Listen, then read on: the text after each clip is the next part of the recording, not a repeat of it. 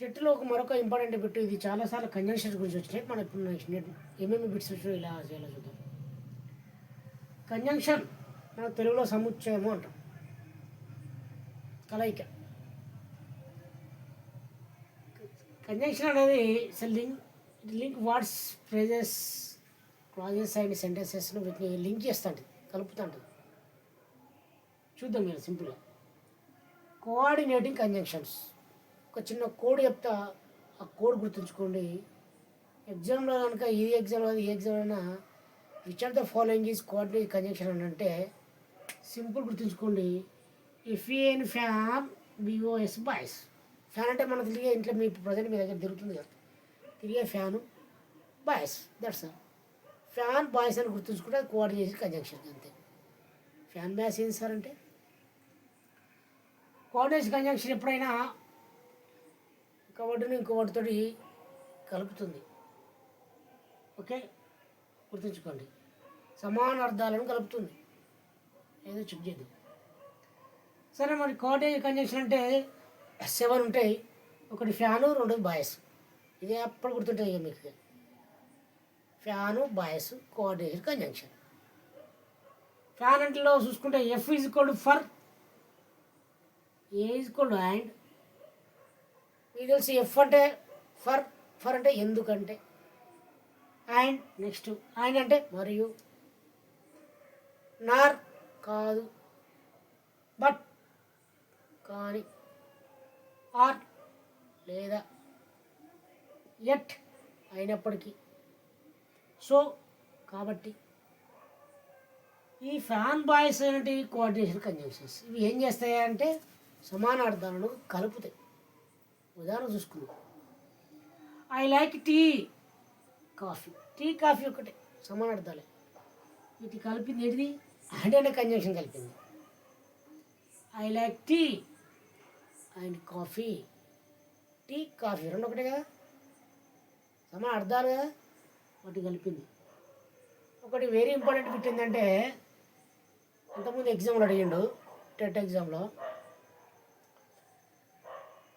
ఏమని అడిగినంటే కరెక్షన్ చేయమని చెప్పిండు. మీరు ఇప్పుడైనా గుర్తుంచుకోండి, మేము ఇద్దరం ట్విన్స్ లేదా మేమిద్దరం మార్కెట్కి వెళ్ళాము అనుకో, ఏమంటారు చాలామంది? మీ అండ్ ఈ అండ్ అయాము. ఓకే, ఇట్లా డిఫరెంట్గా వాడతాంటారు. ఐఆమ్ అండ్ హీ గోయింగ్, అయితే ఆర్ గోయింగ్, ఇట్లా వాడుతుంటారు. ఎప్పుడైనా గుర్తుంచుకోండి, వెరీ ఇంపార్టెంట్ బిట్ ఇది. ఇద్దరు పర్సన్స్ మనం చెప్పినప్పుడు ఎప్పుడైనా థర్డ్ పర్సన్ చెప్పిన తర్వాతనే ఫస్ట్ పర్సన్ చెప్పుకోవాలి, గుర్తుంచుకోండి. ఎవరెవరు వెళ్ళాలంటే హీ అండ్ మీ అని అంటాడు. అది కాదు, వెరీ ఇంపార్టెంట్. ఎగ్జామ్ అంతకుముందు అడిగింది.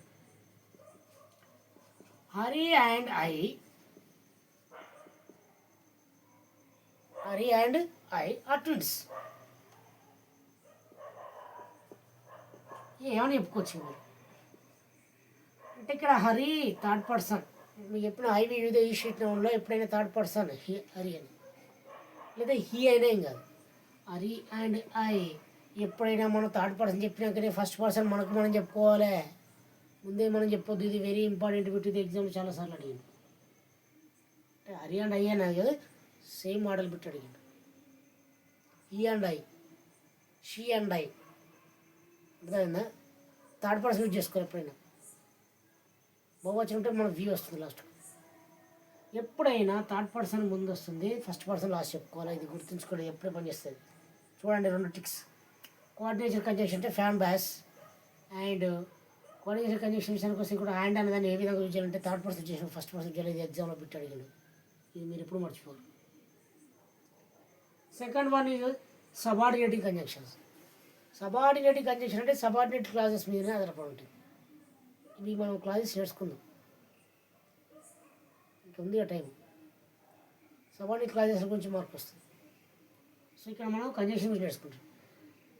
కంజంక్షన్ వరకే నేర్చుకుందాం, మళ్ళీ డీప్గా పోతే కన్ఫ్యూజ్ అవుతారు. దీని గురించి సపరేట్ ఒక చెప్పుకుంటే ఈజీగా అవుతుంది. సబార్డినేటింగ్ కంజంక్షన్స్ ఉదాహరణకు బాయ్ బూ డబ్ల్యూ అని గుర్తుంచుకోండి, లేదా బౌ అని గుర్తుంచుకోండి, బిఏఐ బిఏయు డబ్ల్యూడబ్ల్యూ ఎక్స్ట్రా ఎక్సెట్రా గుర్తుంచుకోండి. అంటే సబార్డినేట్ కంజంక్షన్ అంటే ఒక దాని మీద ఆధారపడి ఉంటుంది. ఆ ఆధారపడింది లేకపోతే దాని మీనింగ్ ఉండదు, నో మీనింగ్. సరే బాయ్ బూలో డబ్ల్యూలో కొన్ని నేర్చుకుంది, ఇంపార్టెంటే చెప్పాను నేను. ఉదాహరణకు బికాస్ సబార్డినేట్ కంజంక్షన్, బికాస్ ఎందుకంటే, ఆల్దో అయినప్పటికీ, ఇఫ్ ఒకవేళ, ఇఫ్ అనే పెట్టు చాలాసార్లు ఎగ్జామ్ అడిగాను, మనం నేర్చుకున్నాం. క్లాజెస్లో నేర్చుకున్నప్పుడు సబార్డినేట్ క్లాజెస్ కోఆర్డినేట్ అంటే క్లాజెస్ నేర్చుకున్నాం. వెన్, వైల్ కొనసాగుతున్నప్పుడు, బిఫోర్ ఆఫ్టర్ మీకు తెలుసు, ముందు వెనుక తర్వాత. ఇవి మనకు ఎగ్జామ్ కొన్ని చెప్పిన సబార్డినేట్ కంజంక్షన్స్. ఏమని చెప్పినా ఒక దాని మీద ఆధారపడి ఉంటుంది, ఆధారపడేది లేకపోతే meaningless. Example, I came late because it rained. Why do come late అంటే, అయితే why do you come late అంటే, because I came late because ఎందుకంటే ఇట్ రెయిన్డ్. ఇది దీని మీద ఆధారపడింది. ఒకవేళ ఇటు రెయిన్డ్ తీసేయండి, ఐ కేమ్ లేట్ బికాజ్ అంటాడు. నువ్వు లేట్గా వచ్చినావు ఎందుకంటే ఐ కేమ్ లేట్ బికాజ్ ఎందుకంటే అసలు కారణం ఉండదు ఇక్కడ. సో సబార్డినేట్ కంజంక్షన్ అంటే ఆధారపడి ఉంటుంది, కారణం ఉంటుంది. ఆ ఆధారం అనేది లేకపోతే దానికి మీనింగ్ లెస్ అవుతుంది. మీకు ఎగ్జాంపుల్ లైవ్లో చూసారు, ఐ కేమ్ లేట్ బికాస్, నేను లేట్గా వచ్చాను ఎందుకు అప్పుడు చెప్పాలి. ఇటు రెయిన్డ్, వర్షం రావడం వల్ల.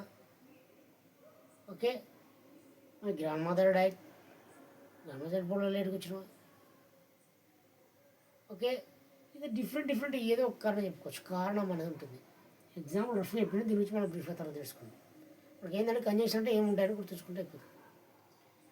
Next correlative conjunctions. కోరిలేటివ్ అంటే దీనే మల్టిపుల్ కంజంక్షన్ అని కూడా అంటారు. జంటలు వస్తాయి. ఎగ్జాంపుల్ ఐదర్ ఆర్ జంట వచ్చింది, neither Nar, both and, not only but also. ఇది కూడా వెరీ ఇంపార్టెంట్. సపరేట్గా నేర్చుకున్నప్పుడు ఎగ్జామ్ మార్కులు వస్తాయి. మనం క్లాసెస్ ఇచ్చిన అక్కడ చూసుకుందాం, మన మోడల్ పేపర్ ఏది మనం ఏమేమి వస్తే బ్లూ ప్రింట్లో చూసుకుందాం. ఎగ్జాంపుల్ వీటిని జంట కంజంక్షన్స్ అంటారు, కోరిలేటివ్ కంజంక్షన్స్ అంటారు, మల్టిపుల్ కంజంక్షన్స్ కూడా అంటారు. Either you right are I, చూడండి ఇక్కడ, either you right are I will write. నువ్వు రాస్తావా నేను రాయనా, సింపుల్గా నువ్వు రాస్తావా నేను రాయనా. ఐదర్ యూ రైట్, తెలుసు కదా. యూ అనేది ఐవి అని ఫస్ట్ పర్సెంటేజ్, ఇక్కడ సెకండ్ పర్సెంటేజ్ చేసుకోవచ్చు. ఐ అని ఎక్కడ యూజ్ చేసినోడి మనం ఎప్పుడైనా లాస్ట్ పెట్టుకోవాలి. ఇంటికి చుట్టపడితే మనం తిన్నాక ఎర్రం లేదంటే బాగుంటుందా, ఫస్ట్ మనం పెట్టిన తర్వాతనే మనం. సో ఇక్కడ మనం సబ్జెక్ట్ యూజ్ చేసినప్పుడు థర్డ్ పర్సన్ ఫస్ట్ యూజ్ చేసినా మనం యూజ్ చేసుకోవాలి. గుర్తుంచుకోండి, ఎప్పటికి గుర్తుంటుంది. చుట్టపడి గుర్తుంచుకోండి, చుట్టపడి పెట్టాక మనం పెట్టాలి. చుట్టపడవుడు హీ, షీ, ఓకే, దే, అసలు you, Raju, Ravi, okay, it. ఇతరులకు పెట్టిన తర్వాతనే మనం, అంటే ఇతరుల సబ్జెక్ట్ యూజ్ చేసినా కానీ మనం యూజ్ చేసుకోవాలి. ఇక్కడ చూసుకుంటే ఐ యూజ్ చేసింది, ఇక్కడ హరి అయిన ఐ. ఇప్పుడు కన్ఫ్యూజ్ అస్సలే మాట్లాడారు మీరు. ఇంకోసారి చాలామంది మీరు అంటే he and me sir, me and he go, అయితే he and me go, I and he go అని అంటారు. అది కాదు, థర్డ్ పర్సన్ యూజ్ చేసినాకనే ఫస్ట్ పర్సన్ మనం యూజ్ చేసుకోవాలి. ఇది జస్ట్ మీ జస్ట్ కంజంక్షన్ అంటే ఏదో ఇట్లా జస్ట్ ఇట్లా ఐటీ కొరకు చెప్పినాం. వీటి గురించి మనం బ్రీఫ్గా నేర్చుకుందాం. కంజంక్షన్ మళ్ళీ ఒకసారి చూసుకోండి. Conjunction is words that link words, phrases and clauses and sentences. Coordination conjunction అంటే వెరీ ఇంపార్టెంట్. ఫ్యాన్, బాయ్స్ గుర్తుంచుకోండి. ఫ్యాన్ గుర్తు రావాలి, బాయ్స్ గుర్తు రావాలి. ఇప్పుడు ప్రజెంట్ మీ దగ్గర మీ ఫ్యాన్ తిరుగుతూనే ఉంటుంది. ఆడ పక్కన బాయ్స్ ఉన్నారు, ఫ్యాన్ బాయ్స్లో ఎఫ్ అంటే ఆయన అంటే ఏ అంటే హ్యాండ్, ఎన్ అంటే నారు, బి అంటే బట్టు, ఓ అంటే ఆరు, ఏ వై అంటే ఎట్టు, సో అంటే ఎస్ అంటే సో. ఈజీ గుర్తుంచుకోండి, ఎక్కడ అడిగినగలుగుతారు చెప్పొచ్చు. ఫ్యాన్ బాయ్స్ కోఆర్డినేటింగ్ కంజంక్షన్స్ ఏంటి అంటే 7. ఏంటి అంటే కూరగాయల మార్కెట్ దగ్గర పిలిచి కోఆర్డినేషన్ కంజంక్షన్ ఆ రోజు విన్నావు కదా, ఏమిటి అంటే సార్ చెప్తా సార్ ఫ్యాన్ బాయ్ సార్ అంటే అక్కడక్కడక్క చెప్పచ్చు. ఏం చేస్తాయి ఇవి అంటే సమానార్థాలను కలుపుతాయి. I like tea and coffee.